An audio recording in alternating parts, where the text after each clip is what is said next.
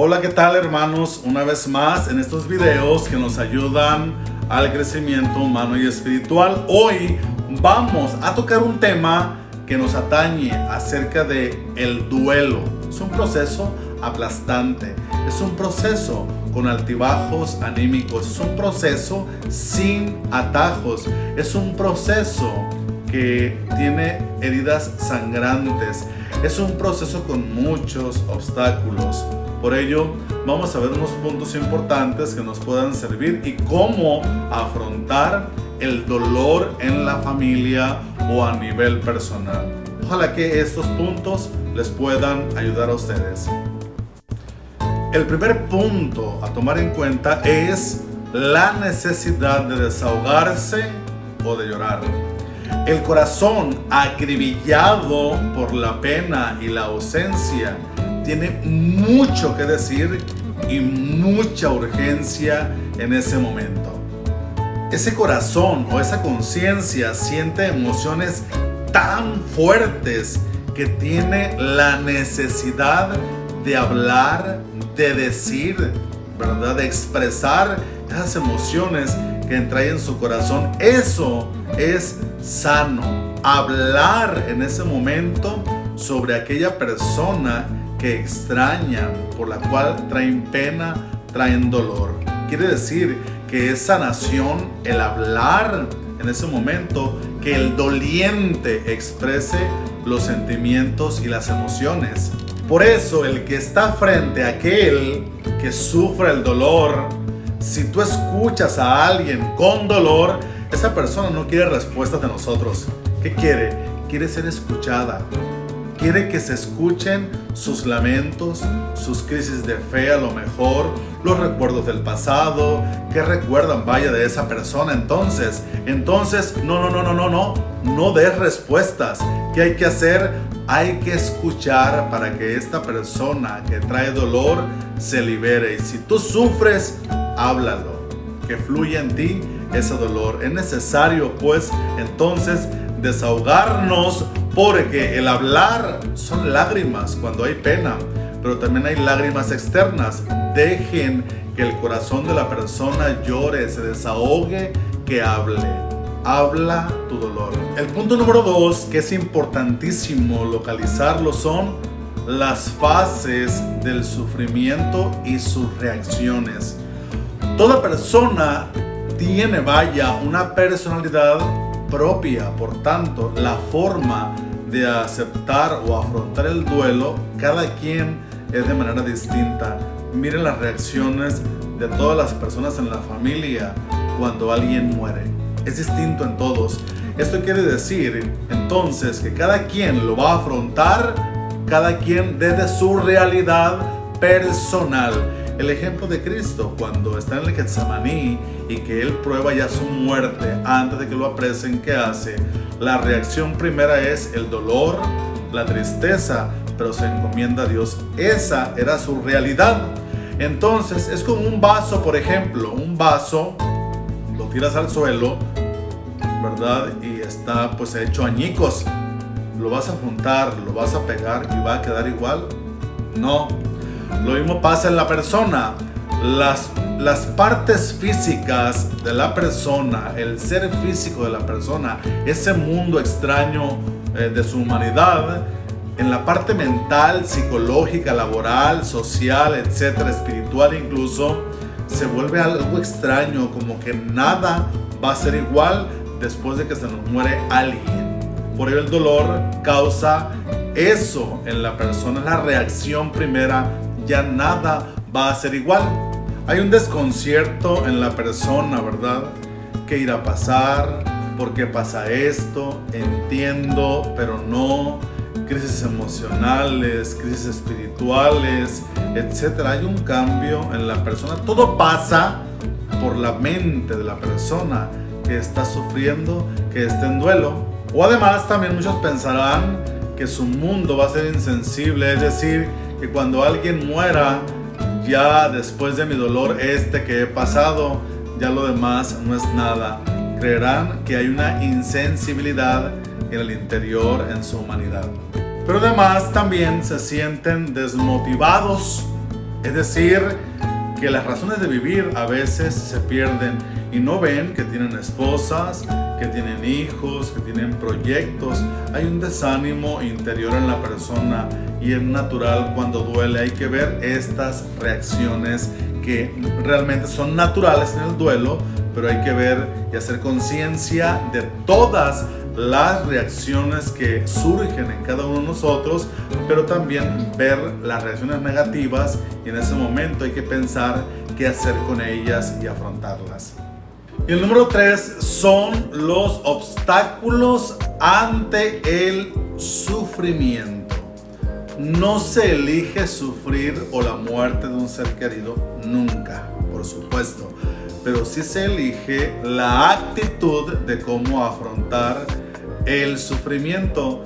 Desgraciadamente, muchos, cuando nos duele a alguien que ha partido, ¿verdad?, al otro mundo, estamos pensando siempre a lo mejor en el cariño de alguien, por supuesto que sirve, pero el peor obstáculo en la persona es aislarse, desaprovechar la fe que tiene en ese momento, la hiperactividad que para olvidar, no desahogarse, eso es lo peor que nos pueda pasar.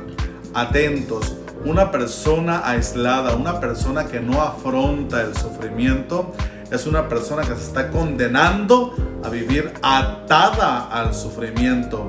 Entonces, lo mejor en el duelo, hermanos, es afrontar el sufrimiento con actitud positiva, digámoslo así. Es decir, que si yo lo hablo, que si yo lo externo, que si yo platico, pues esto de lo que yo siento, lo que yo traigo, tomar el toro por los cuernos, que decimos nosotros, es una forma de sanar el sufrimiento, el duelo que yo traigo. Entonces, tú con el aislamiento, la hiperactividad, el no hablar, el hacer un tabú el tema de la muerte, puede ser un sufrimiento eterno en tu vida.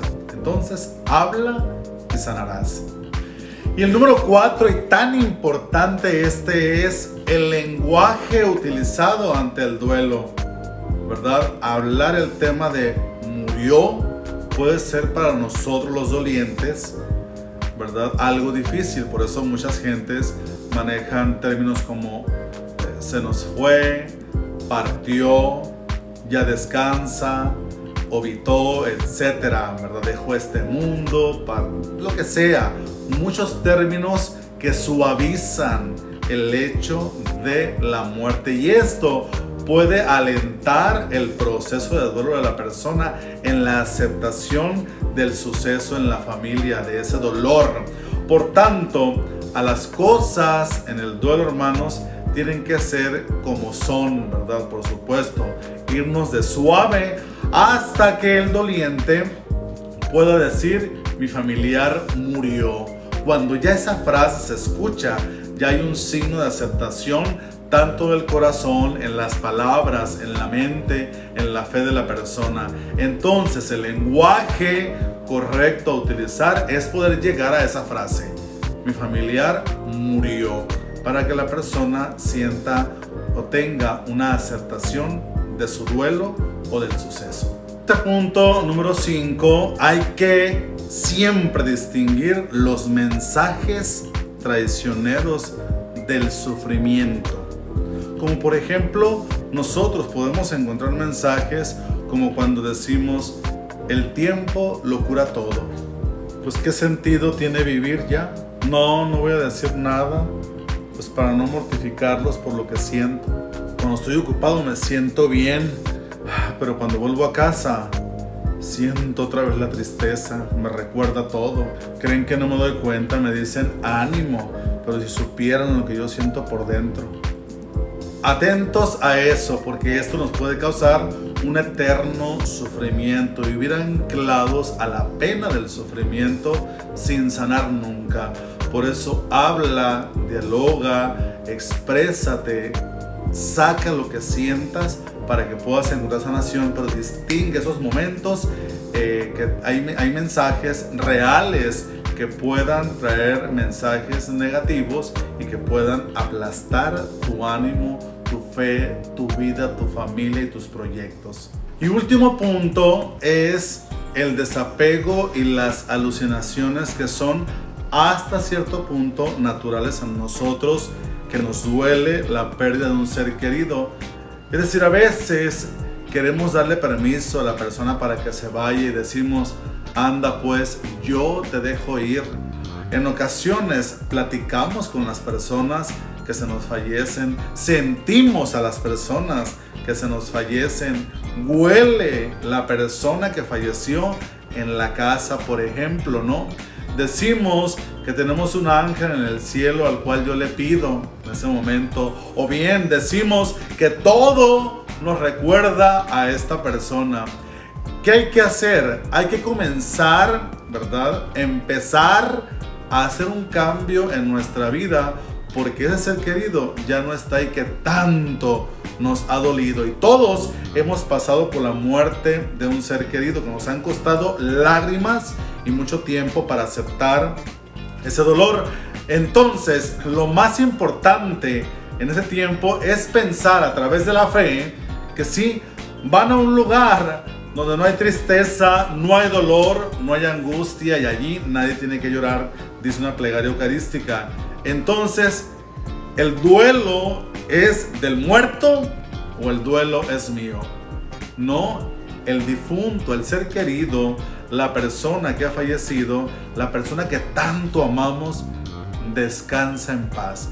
Pero mi sufrimiento no me hace descansar en paz, porque no he entrado a ese proceso de sanación interior y aceptación de la muerte de mi ser querido. Es sano hablarlo, decirlo, mencionarlo, tocar el tema en todo momento para poder afrontar lo que es la muerte. Todo esto quiere decir que no existe o existirá una alta del duelo. ¿Nos dan de alta del dolor, hermanos? Pues es una pregunta que a lo mejor es incierta, pero sí podemos llegar a dialogar de la persona que se nos fue o falleció o murió sin llorar. Puede ocasionar esto. Puede también ocasionar, aunque existe el recuerdo de la persona, que lleguemos a una readaptación familiar, social, laboral, mental, espiritual, sin la persona, sin dejar de recordarle, por supuesto, dejar de llorarle, pero el recuerdo va a permanecer, pero el nivel de sufrimiento puede aumentar o disminuir siempre y cuando busquemos la forma de cómo afrontar el duelo en cada uno de nosotros. Pronto, hermanos, les dejo por allí esta página para que observen todas las cuestiones más a fondo acerca de la pastoral del duelo, de una página de pastoral del duelo que nos ayuda a entender con muchos más puntos y más profundos acerca de lo que es el duelo. Que Dios los bendiga, que tengan paz y bien, eterno descanso todos los difuntos que sé que están en la gloria de Dios. Tú vive feliz tu vida sin vivir atados al sufrimiento, y ellos dejémoslos que descansen en la presencia de Dios. Un abrazo y muchas bendiciones.